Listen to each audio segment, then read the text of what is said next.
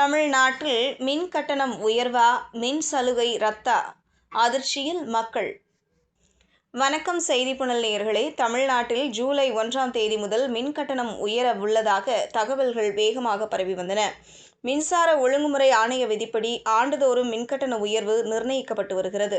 தமிழ்நாட்டில் கடைசியாக 2024 ஜூலை மாதம் 4.8% அளவுக்கு மின் கட்டணம் உயர்த்தப்பட்டது.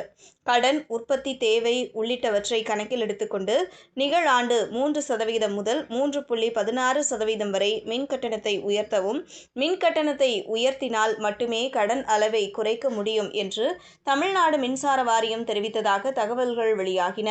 இதனால் மின் கட்டண உயர்வு இருக்குமா என்ற அச்சத்தில் பொதுமக்கள் இருந்து வந்தனர். இந்த நிலையில் தமிழ்நாட்டில் மின் கட்டணம் உயராது என்றும், இது தொடர்பாக வரும் தகவல்கள் தவறானவை எனவும் அமைச்சர் போக்குவரத்து மற்றும் மின்சாரத்துறை அமைச்சர் சிவசங்கர் தெரிவித்துள்ளார்.